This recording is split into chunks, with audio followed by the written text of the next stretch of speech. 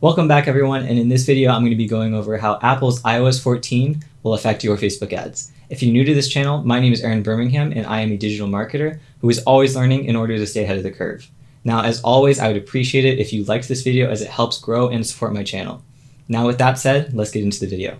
If you've been paying attention to the news recently in regards to either Facebook or Apple, you might have seen something about iOS 14. In essence, Apple has released some changes that really affect Facebook's ability to process and receive conversion events related to the Facebook Pixel. So this affects any businesses that are pushing either mobile apps or are pushing their web conversion events. And since I know that most of my audience is actually more concerned with the latter half, when I refer to web conversion events, I refer to page view, add to cart, initiate checkout, and purchase. Now I'll get more into depth exactly how those are affected, but keep that in mind for now. So let's start with the main question. What are Apple's proposed changes for iOS 14? This can be broken up into two sections, and we'll start with the App Store.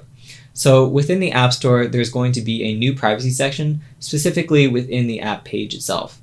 This privacy section is going to detail what user data will be collected and how that user data will be used.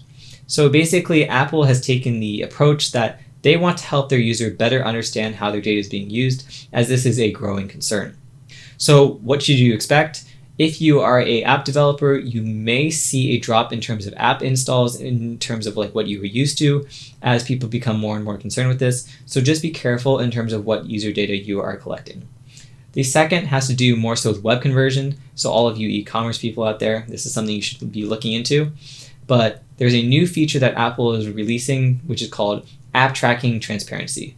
Basically what App Tracking Transparency, or ATT for short, is when you open up a new app that uses user data to deliver personalized ads, you have the ability to either enable the tracking or disable the tracking. Now, in previous years, you could actually turn this off, but you'd have to dig through settings. So for the casual user, this wasn't as big of a deal. But now, because it's popping up directly when you open up that app and it's right in your face, this is becoming more of an issue. So basically, Apple has taken the approach that the user should really decide whether or not their user data is used to drive personalized ads. This is really where the crux of the argument between Apple and Facebook lies. So you may be wondering, how is this going to affect my Facebook ads? And I think a statistic is really going to help put this into perspective. Right now, about 45% of US smartphone users use an iPhone. And with that huge market share and the added fact that Apple users are more inclined to use social media as well as do more online shopping, a lot is at stake here. A study has shown that the opt-in rate for personalization ads is going to drop from about 100% to below 50%. And really, according to Facebook, if there are no personalization ads, the average small business could see as big as a 60% cut in terms of revenue per dollar spent on advertising, which is huge. So no wonder Facebook has gone to huge lengths to voice their opinion on this matter, even putting just huge ads in these different newspapers. So I'll go ahead and actually put those ads on screen right now so you can actually see them. But yeah, it's pretty big. In terms of the new limitations that are in play, there are quite a few. So I'm going to go into them right now. All right, so starting with number 1. Your Pixel will only be able to optimize for a maximum of 8 conversion events for each domain. All other events will become unavailable for campaign optimization and reporting. You are able, however, to select the events you'd like to optimize for within your events manager if you choose to.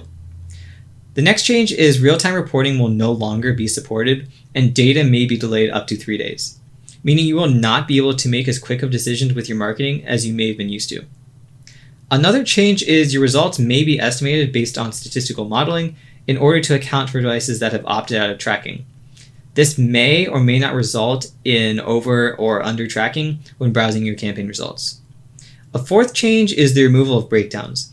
Delivery and action breakdowns will no longer be supported, meaning you can't break down your ads by age, gender, region, or even placement.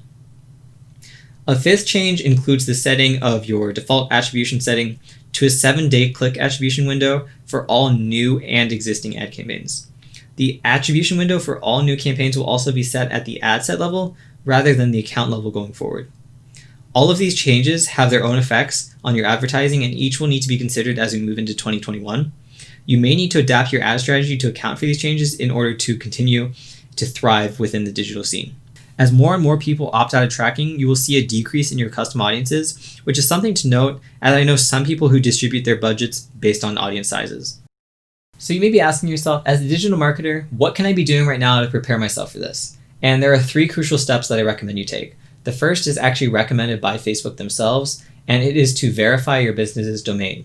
I'm going to leave a link on how to do that down in the description, but according to Facebook, this should help avoid any future disruptions, and I definitely recommend you do it. The second one is to really just diversify your traffic sources. So in the event that Facebook becomes either way too expensive for you to use, or it just happens to die out, obviously you don't want to be relying on a single traffic source, because if that traffic source dies, you're kind of left stranded. So I recommend looking into Google, Twitter, what else is there? There's TikTok, Snapchat, Pinterest, even Reddit. There are a lot out there.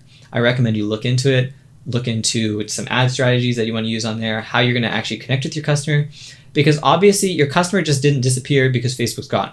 You just got to figure out a new way to connect with your customer. So I recommend actually just looking into those platforms, getting used to them, getting a little experience with them, so that you can actually start looking for more and more reach and actually just connect with more and more potential customers.